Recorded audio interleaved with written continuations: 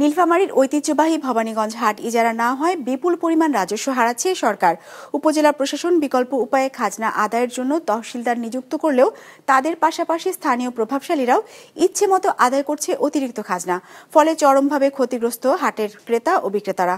Nilphamari reporter Manjurul আলমের তথ্য ও ছবিতে ডেস্ক রিপোর্ট। ওয়ালটন এখন দেশের সীমানা পেরিয়ে পৌঁছে গিয়েছে 50টিরও বেশি দেশে। ওয়ালটন, ঘরে ঘরে বিশ্বজুড়ে। প্রতি বছর পহেলা বৈশাখের আগেই প্রতিটি সরকারি হাট বাজার ইজারা দেওয়া হলেও এবছর ইজারা দেওয়া হয়নি নীলফামারী সদরের ঐতিহ্যবাহী ভবানীগঞ্জ হাট। গত বছর এই হাট ইজারা দেওয়া হয়েছিল 54 লাখ টাকায়, ভ্যাট ট্যাক্স সহ আয় হয়েছিল 70 লাখ টাকা। তবে হাটটি ইজারা না হয় খাস খাজনা কালেকশনের নির্দেশ দিয়ে তহসিলদার নিযুক্ত করে স্থানীয় উপজেলা প্রশাসন। এতে সুযোগ পেয়ে তহসিলদারদের পাশাপাশি স্থানীয় কিছু প্রভাবশালীরাও নিয়ম বহির্ভূতভাবে আদায় করছে অতিরিক্ত টাকা। বিড়ম্বনায় পড়েছে সাধারণ কৃষক, ব্যবসায়ী ও ভোক্তারা। রাজস্ব হারাচ্ছে সরকার।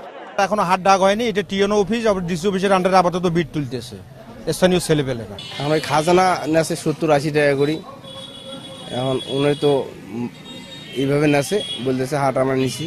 এদের কাছে তো ইয়া নাই, চেক নাই, মানে খাস কালেকশন যে করছে রসিদ নাই, তারা এরা কিভাবে কালেকশন করতেছে? এটা তো জুলুম করা হচ্ছে। টোল আমরা রসুন নেই 30 টাকা করে পাইকারের কাছ থেকে, আর পেঁয়াজ নেই 50 টাকা বস্তা। তবে দায়িত্বপ্রাপ্ত তহসিলদার জানান, খাস কালেকশন আদায়ে 5 জন ব্যক্তি মনোনীত আছে, যাদের খাজনা আদায়ের কিছু অংশ দিতে হয়।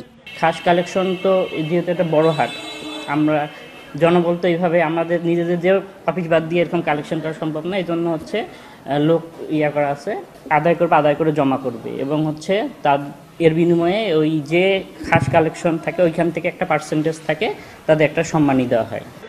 খাস কালেকশনে অনিয়ম থাকলে প্রয়োজনে রিটেন্ডার দেওয়া হবে বলে জানান জেলা প্রশাসক। রসিদ ছাড়া কোনো টাকা দেয়া অবশ্যই রসিদ দেবেন এবং সরকার নির্ধারিত হারেই নেবেন। খাস কালেকশন অথবা ইজারা যাকে দিয়েছে তাকেই দিন, ইজারাদারও ইচ্ছা মতো আদায় করতে হবে। এটা আমাদের সরকার নির্ধারিত রেট আছে, সেই রেট অনুসারে দিতে হবে। এ সংকট নিরসনে সরকার নির্ধারিত হারে খাজনা আদায়ের দাবি হাটের ক্রেতা ও বিক্রেতাদের। বিজনেস রিপোর্ট, মাছরাঙা টেলিভিশন।